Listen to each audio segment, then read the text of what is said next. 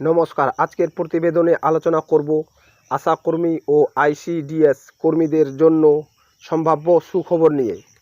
সাম্প্রতিক সময়ে বিভিন্ন রাজ্যের বেতন বৃদ্ধি, অতিরিক্ত ভাতা এবং সামাজিক সুরক্ষা নিয়ে আলোচনা বেড়েছে।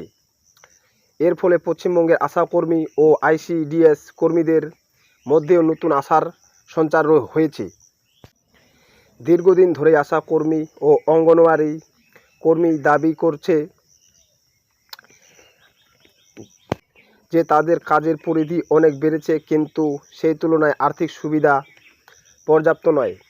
টিকাকরণ, স্বাস্থ্যসেবা, মা ও শিশুর পরিচর্যা থেকে শুরু করে বিভিন্ন সরকারি প্রকল্প বাস্তবায়নে তাদের অত্যন্ত গুরুত্বপূর্ণ ভূমিকা। আগামী দিনে যদি সরকারি স্তরে কর্মীদের জন্য নতুন সুবিধা ঘোষণা করা হয়, তাহলে তার পিছনে কয়েকটি বড় কারণ থাকতে পারে।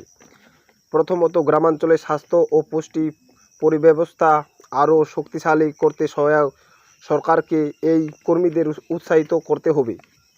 দ্বিতীয়ত, মূল্যবৃদ্ধির বাজারে তোমাদের বেতন দিয়ে সংসার চালানো কঠিন হয়ে পড়েছে, ফলে বেতন বৃদ্ধি বা অতিরিক্ত ভাতার বিষয়টি গুরুত্ব পেতে পারে। তৃতীয়ত, বিভিন্ন রাজ্যে ইতিমধ্যে কর্মীদের আর্থিক সুবিধা বাড়ানোর উদ্যোগ দেখা গেছে, তাই সেই অভিজ্ঞতার অন্য রাজ্যগুলোকেও প্রভাবিত করতে পারে। এছাড়া ভবিষ্যতে কর্মীদের জন্য প্রশিক্ষণ, ডিজিটাল কাজের সুবিধা, স্বাস্থ্য বীমা এবং অবসরকালীন সুরক্ষা নিয়ে নতুন পরিকল্পনা আসার সম্ভাবনা রয়েছে। তবে একটি বিষয় পরিষ্কার, তোমাদের বেতন বৃদ্ধি বা অতিরিক্ত সুবিধা দেওয়ার জন্য উচ্চমানের মিটিং চলছে। গোপন সূত্রে জানা যায়, তোমাদের নতুন কর্মযোগ হতে পারে বা দায়িত্ব বাড়তে পারে। তার সাথে বেতন 2 থেকে 3 হাজার বৃদ্ধি করার সম্ভাবনা রয়েছে। তবুও বলা যায়, স্বাস্থ্য ও পুষ্টি ব্যবস্থায় তোমাদের অবদানের কারণে ভবিষ্যতে ইতিবাচক সিদ্ধান্তের সম্ভাবনা রয়েছে। তাই লক্ষ লক্ষ কর্মী এখন সরকারি ঘোষণার দিকেই তাকিয়ে আছেন।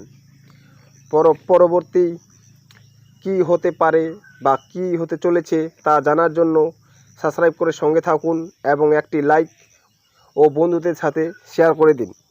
ধন্যবাদ।